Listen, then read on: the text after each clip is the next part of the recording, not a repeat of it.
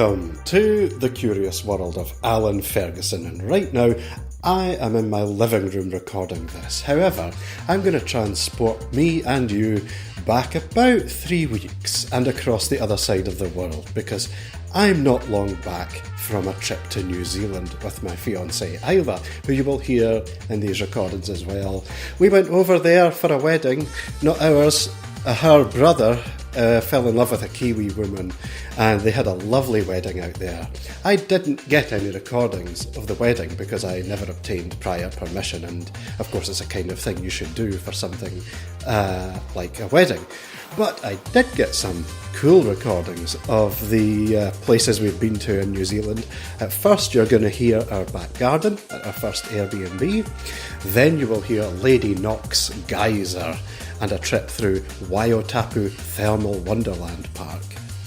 Then you will hear the traffic lights in New Zealand, because actually those are quite interesting and very different from the traffic lights that we have in the UK. Apparently they're similar to those in Australia, so if you're Australian, you'll know what they're going to sound like. And lastly, we're going to end with a trip to Takapuna Beach, where Isla will describe what she sees. She's going to do that in a couple of these, actually.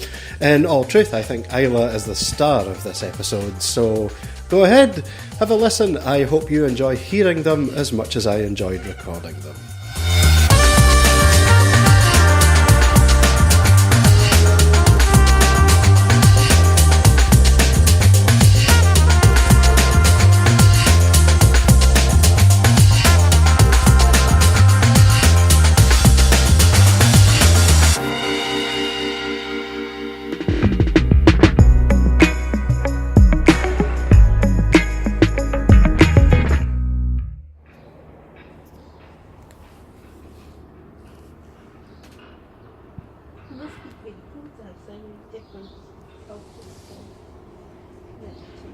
Yeah, that's true. I've got a recording going.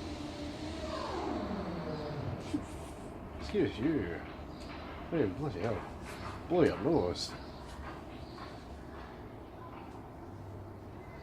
So we're near a school. Let's hope people can hear that when they sing again.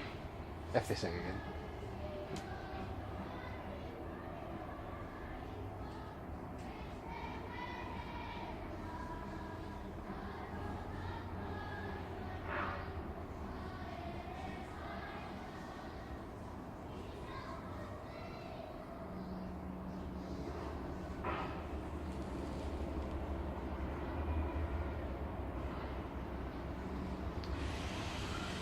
So there's construction, there's a motorway in the distance, a school, birdies. And who have we met today? We've met Kevin and we've met Liz. Yeah. Hang on till I bring this back over and we can tell the world. There we go. Hello. So we've met Kevin and Lewis. Yes. So Lewis is a big pointy-eared, or a big-eared... Spaniel. Yeah, Springer Spaniel. All black. Is he all black? Yes. Ah, so he's a patriotic New Zealander. Loves the rugby. And Kevin, how would you describe Kevin? So he's really, really fluffy, and he has sort of brown on his back, like tabby markings, like stripy, and then underneath he's white. Really fluffy, basically. That. He is the fluffiest cat I've ever felt. Very friendly. Oh, he is too. Yeah. Birdies.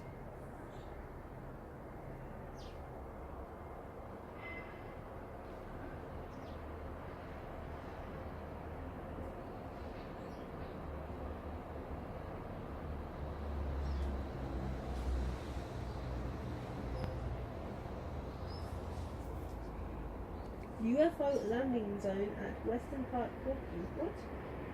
How is there a UFO landing zone?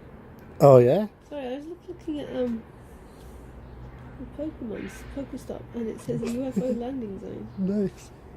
I want to go there now. It's not far away. We're going to go for a walk in the park.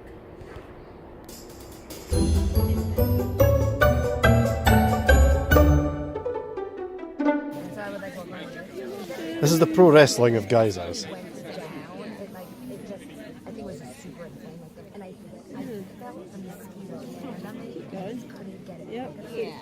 people on the video, which I've just started, it was discovered in 1901 by a bunch of prisoners who were good prisoners and they were helping to clear land around here. Oh, there's a lady coming with... and she's just walking across there. You can see her. She's walking towards the geyser. What's she wearing? Just normal She's clothes? wearing normal clothes and she's got a bag with her. She's put on the rock. And she's got a big bag on her back. Yeah. Fiona.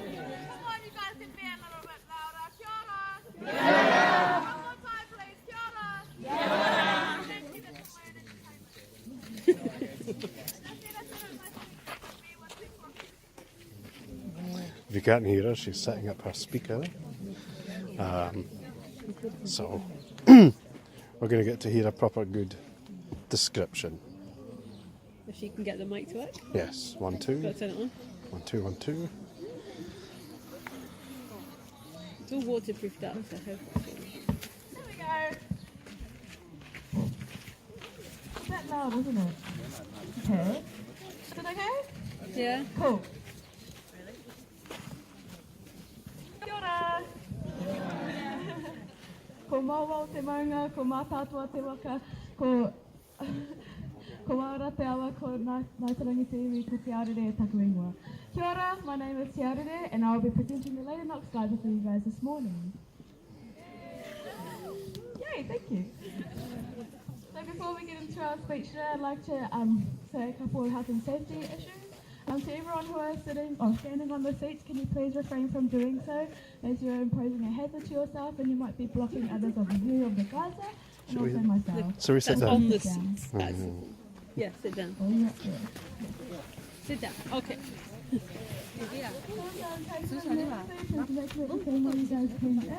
And also listen for any staff instructions to myself or anyone else who is here. Also, no smoking in this area because all these native bushes and plants are extremely flammable. And I don't feel like being in a nature bushfire this morning, so please refrain from smoking in this area. Also, for anyone who has online tickets or vouchers, please remember to exchange them for real tickets and vouchers when you go back to the regular centre. Okay, before we start again, I'd like to acknowledge the landowners, Ngāti Tahi Ngāti Whaoa. They were a nomadic tribe who wanted to ensure the survival of their tribe, and of course they moved with the seasons. So they were tribe owners of this land, Waitapu, and they used this land and resources for cooking, for cleaning, for healing, and also for drinking. And they've been doing it for many hundreds of years. So we'd like to acknowledge them for giving us their land to show to you guys today. So not too far from where you guys passed the car this morning was actually New Zealand's first open prison pit. And those prisons were actually known as labourers because it was used to remove all these native bushes and shrubs like in front of me here, in preparation for all the tall trees you see behind me. Yep, so all those tall trees you see behind me are the hard work of the prisoners. They're second generation trees. So of course, being a prisoner, you have to find your own entertainment, have to wash your own clothes, have to basically make ends meet, what a lot of people do nowadays.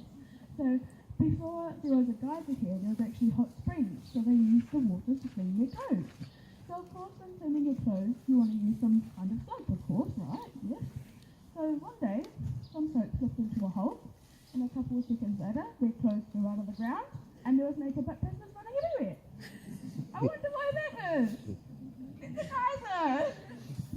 So to reenact that scene, I'm going to reenact that scene. However, my clothes will definitely stay on, so no one needs to cover their eyes.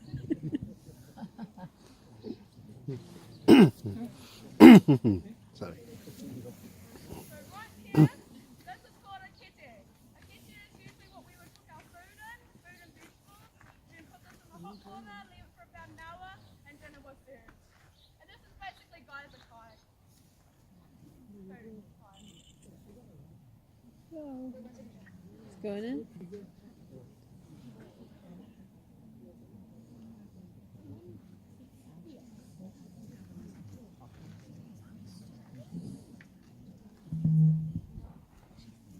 Please tell me when the water starts coming out of the geyser, because I don't feel like getting it.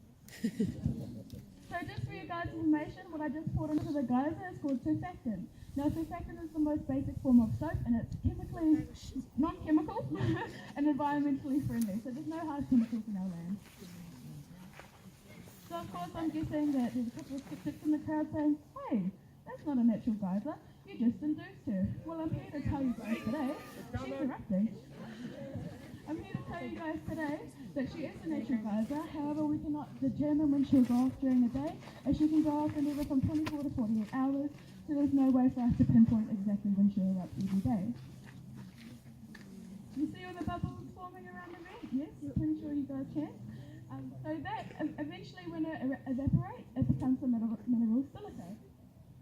And it ends up being the white colour on the geyser.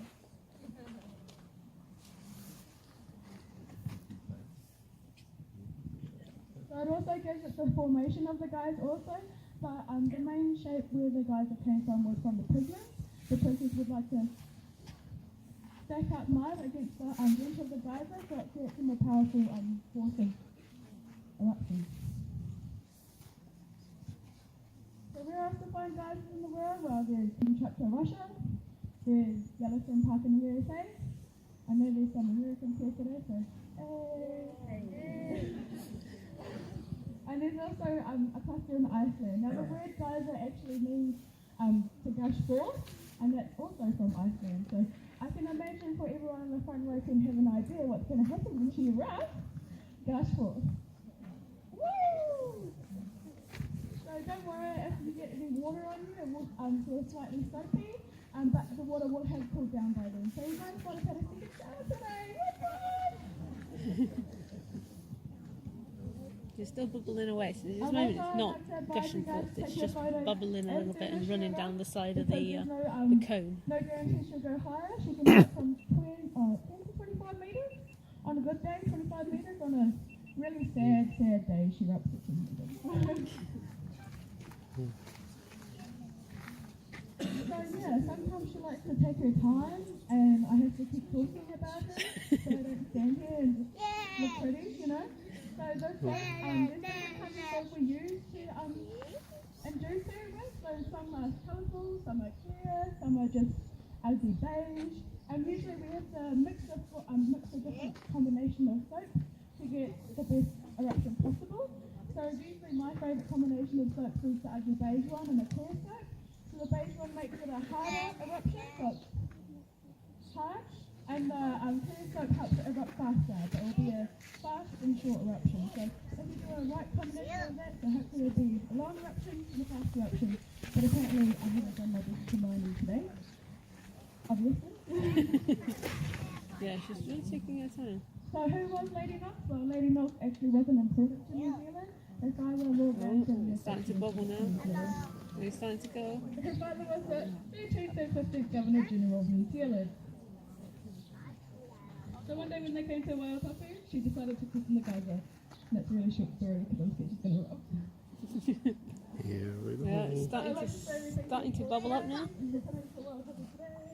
Enjoy your day in general. And The smoke's really coming out as well. the cafe or the retail store. Singing the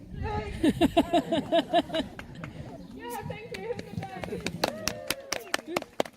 So it's starting to really spout forth now out of the hole and spout up into the air. It's not very high yet, it's about a metre, but Here it comes, you can hear it now. There it goes. Yeah, it's like a massive fountain. Whoa, that's cool. Here, whoa, I'm going vertical on this video because it's tall. Whoa, you can hear that.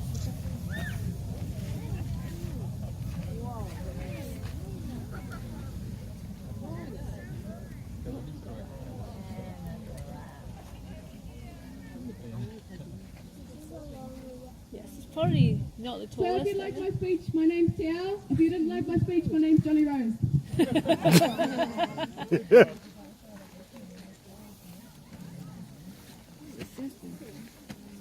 Dying down, maybe it'll go up crazy again.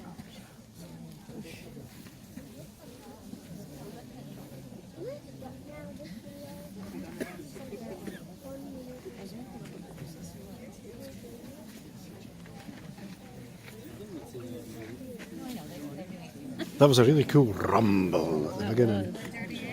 The question was that you couldn't feel it through your feet, No. but it made a cool sound. Yeah.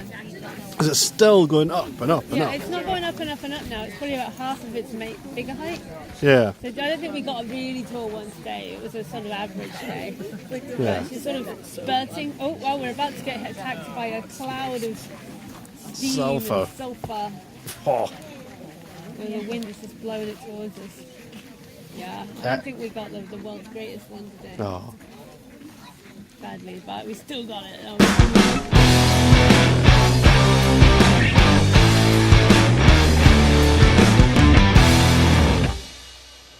Going to try and get a recording of a mud pool.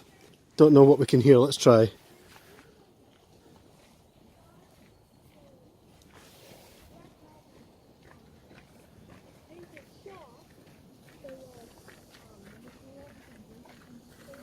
Of course, you can hear people walking, but yeah. If you can hear a kind of sloshy, deep sound, that's the mud pool.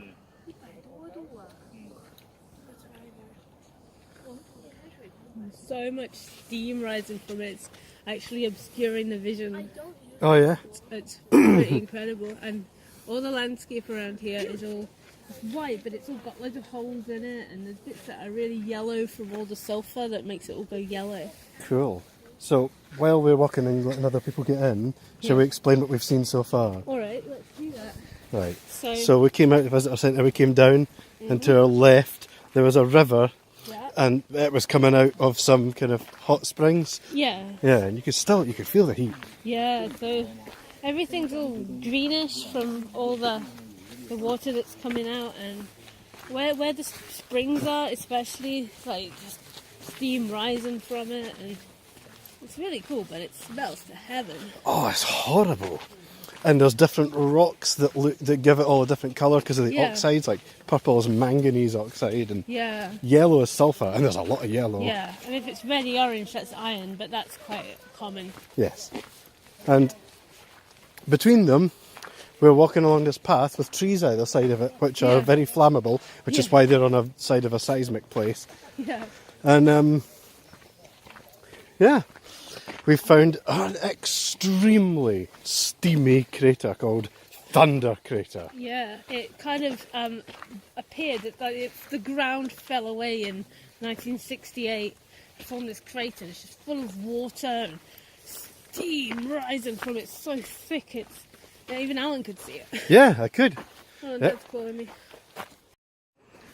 Alright, so the Shaky Isles.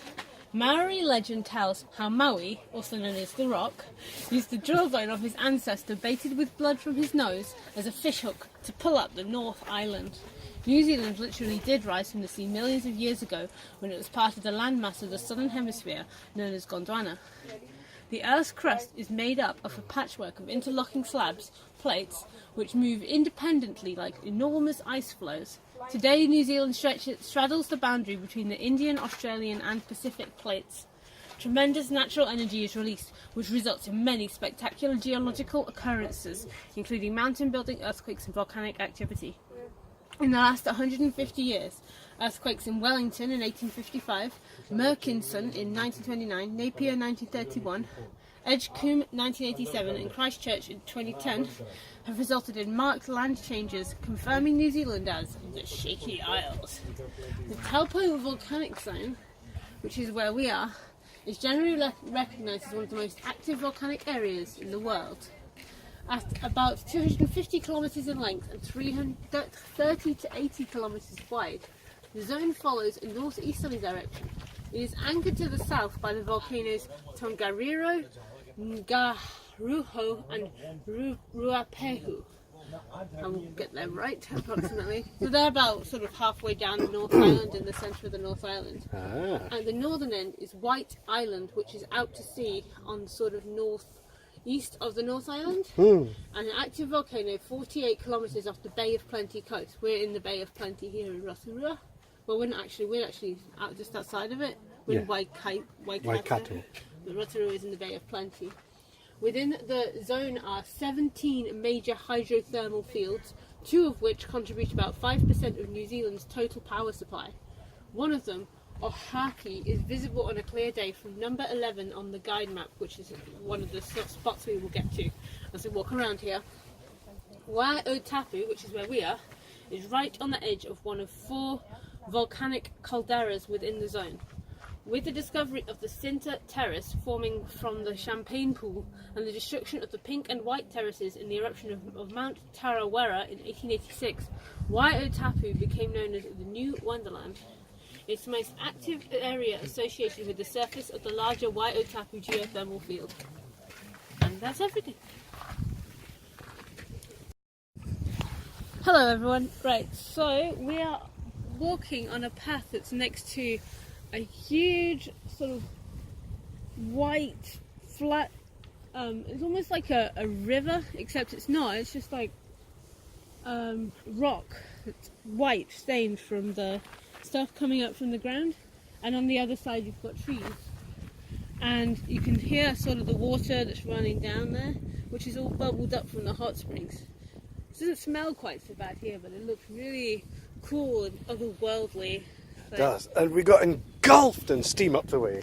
Yeah, it was up just the hill. The wind blew it right in our faces. Yeah. And so as the river's flowing down, it sort of makes sort of ridge lines where it's sort of bumpy. So it's all like weird jaggedy lines all over it as well. It looks really, really cool and strange. In fact, you've got these plants on either side, and there's just this white flat thing in the middle with the water running slowly down it, like a river.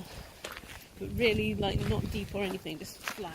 How deep would you say it is? A few inches? No, it's not even that. that. It's millimetres. Millimetres? Like the bit right on the side where we are, where there's a channel, Yeah. that's a bit like maybe a couple of inches. Yeah. But the rest of it is just like flowing flat over it, like Wow. how water runs down steps when it rains. Yeah. Like, That's a good description. Yeah. So it's sort of like it's just running over the white stuff. Making it shiny. Yeah. Ooh. Yeah. So it's really, really quite cool. And it seems to be in a sort of less steep bit here, so you can't really hear it running, but we're going to come up to a bit that's a bit more steep, hopefully, and you'll really hear it Yep, we'll get that recorded. start to run. There's a bit earlier that was like it's a weird water noise. Yeah, let's see if we get any weird water noises here. There's some bits that are really sort of green up here. Yes, I was going to say that. This looks a Well, bit greenish. Yeah, so on the other side, by where the trees are, so maybe it's like algae rather than rock stones, but there's some here as well on the ground that's really green, and that's the water starting to run down into the trench again. So it's really cool and This awesome. sounds like someone's having a pee. Yeah. Yeah, this whole place is really, really weird and so different to anything I've ever seen before. And weird equals cool. Yes. It is so cool. Right, when we get Oh, to there's there's a yellow bit that's coming on the other side to replace the green bit. So that's where the sulphur is, and there's this sort of sulphuric water that's joining it, and it's sort of washed down and stained the ground with yellow. So now we've got a green bit in the middle, and then on the far side there's a yellow streak. Yes, it's it's not a dark green, but I would say algae green or grass Yeah. green. It's So that I'm not kind sure of if green. it's algae or It's that colour? More likely it's actually minerals. Yes, but it's that colour. Yes. It's really cool. Ooh, and there's more water at the far side. Yes. So that's like a bit of... So now it's getting really steep. Yeah, So it's more like a waterfall bit. let's follow this down. So if we walk really carefully and Now the thing is on our Making left hand a- side. making a channel down here. You can hear it running down the channel. And just over, you can probably hear the waterfall in the background as well, where it's gushing down. Yeah, that's a waterfall. Okay. Yeah. So that's a lot of that is the yellow sulphuric water that's dripping down in the waterfall, and it's probably about 10 meters. It's not straight drop, it's sort of slightly bumpy, but it's pretty cool looking. I'm actually going to take a photo of that for my sighted viewers. Photo or a video? A photo. And it's surrounded still by trees. Yeah, so not that far from us, really. Maybe 5 meters. Yeah. On the other side of here is just lush green woods, and behind us as well. And then in the middle, you've just got this rocks and weird, wacky colours and water, and it looks so strange, and like you're on another planet. Yeah. And it smells like you're on another planet too. It's Yeah, it does. terrible. Smells like somebody's just had 15 eggs the night before, Yeah. and your body's trying to equilibrate. Yes. Yes. So, yeah, this is about as far as we're going to go along the river because we're going to diverge off in another direction. Okay. But it was nice to talk to you, and I'll hopefully join you again soon. Hello everyone, and welcome back. We're at an information panel all about the birds and the plants that are around here. So the first one you have is the moorpork. I'm not actually sure if that's how you pronounce it, but it's an owl, and it's named for its distinctive two-pitched call. So because we had an audio thing I can tell you about. This predominantly nighttime bird is a great hunter. It is able to fly very quietly, has excellent hearing, and its large eyes make the most of low light. So your standard owl. Yes.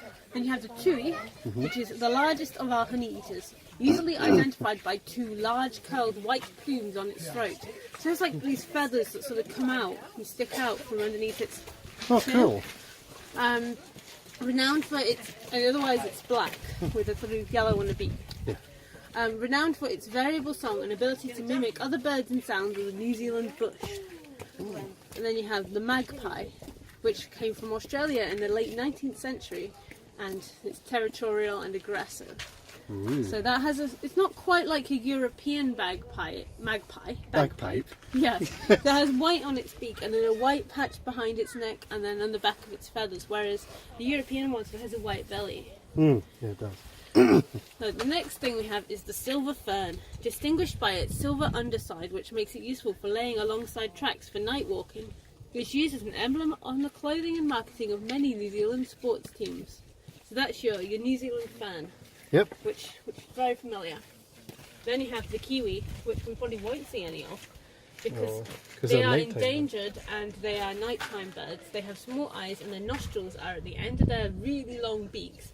It's for this reason that they make loud snuffling noises as they forage for food, blowing hard to clear the mud and earth from their nostrils. You have a stick insect, very adept at camouflaging itself to blend in with its natural habitat. It is sometimes known as the phantom of the forest, as it looks and behaves like leaves or twigs. During the day it tends to move very slowly or sway like leaves, becoming more active at night time when it is out searching for its preferred leaves to eat. And it really does just look like a twig on the ground. Then you have the weta, one of New Zealand's more prehistoric looking insects, which is found in a variety of environments. It's flightless and nocturnal. Different species have different diets. The Department of Conservation considers that 16 of the 17 species of weta are now at risk, with programs to prevent their extinction having been implemented since 1970.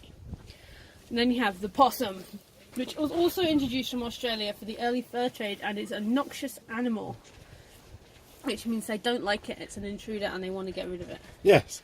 It wreaks havoc in the native bush and is responsible for the destruction of large areas of native forests. The possum is nocturnal and there's a heavy toll of them on the roads. They've been caught in the headlights of oncoming vehicles. And that's everything.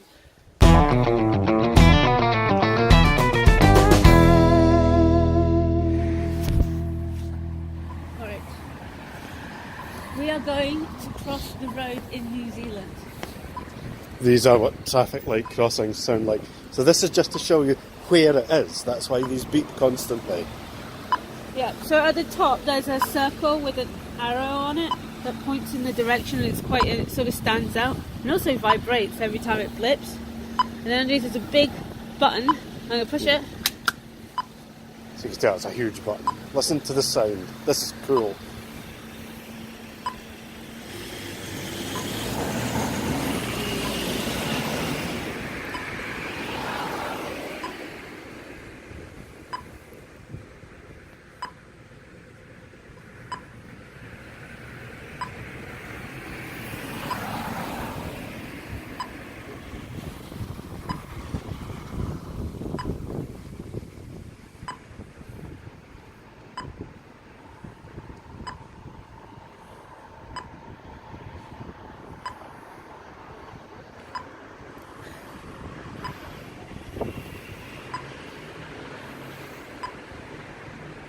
Give it a good long cycle. Clearly.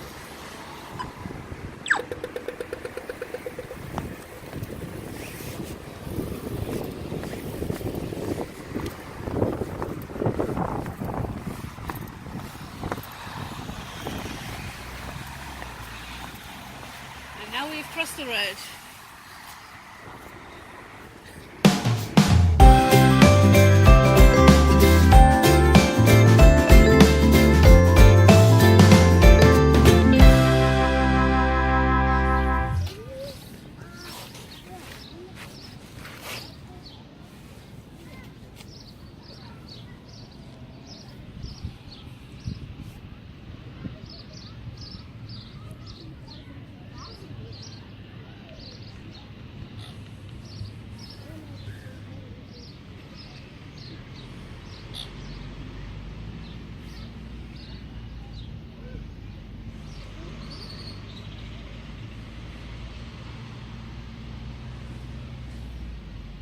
So Ella, would you like to explain what we're seeing?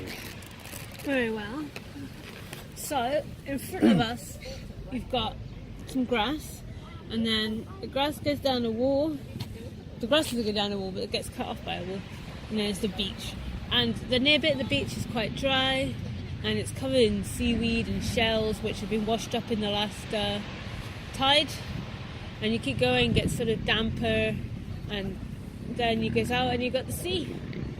And it sort of stretches out across in front of us from north to south, and on the far side there's a massive island which is a volcanic island, and it kind of goes up in what you might call a traditional volcano shape, where you've got the smooth sloped sides and it comes up in like a what looks like a flat top, like a dome kind of thing.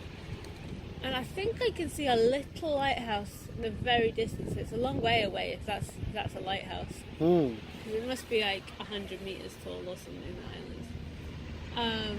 Maybe a bit more. I'm not very good at judging distances. Especially not when you haven't got much reference on it. Yeah. So just to the north of us, you've got a car park, and there's some shops and cafes up there. Behind us, we've got a playground. You can hear the kids screaming. Yep. Yeah. And the New Zealand seabirds sound interesting. They do. They're much smaller than our ones. Yeah, they're all screechy. Screechy, and they fight like hell over everything. Yeah, they're similar colourings to the UK ones, but they are smaller. And they make a different sound. Yeah. They don't whine, it's more like a "Hrrr," but up really high. Yeah. Pardon me. So, yeah, I hope you enjoyed this, whatever this beach is called. Do you remember? It's what is this area called? Let me look it up. Yeah, Isla's going to look this one up. We went to McDonald's and then walked along here and then got an Uber because it was going to be a long way and my leg was sore. Takapuna Beach. Yeah, okay. And there are houses here. Yeah. And if you go to the south, it sort of goes from being a beach into cliffs. But loads of people have their houses right overlooking the beach. It's lovely. Oh. Honestly, yeah, people have to live at this pace. And imagine that, hey, people have to like endure life in a developed world suburb right next to a beach when it's 16 degrees Celsius in winter. Yeah. I don't know how they manage it. Exactly. It's awful. There needs to be some sort of inquiry into this.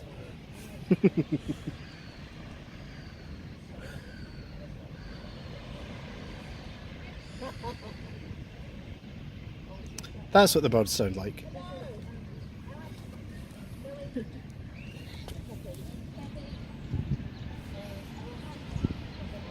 Anyway, I hope you've enjoyed this recording, Gus.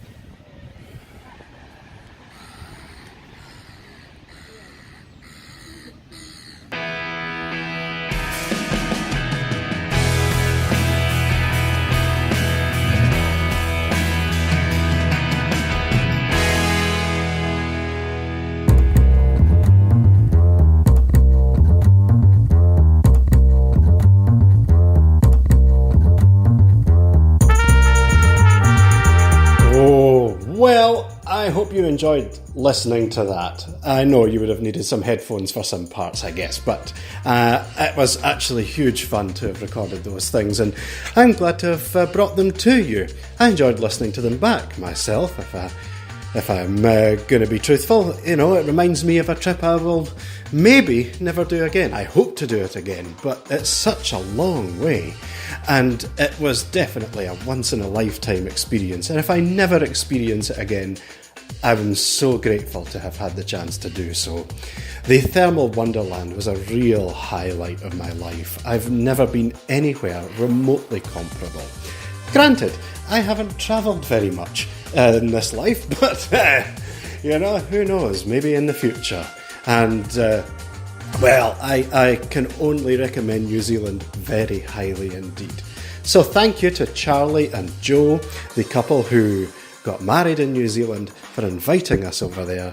And certainly, if we ever get the chance to go back, we will do so in a heartbeat.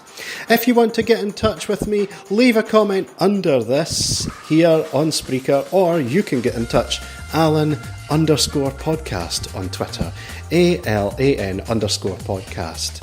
I hope to hear from you, and let me know what you think, especially if you've been there before, or if you plan on going soon.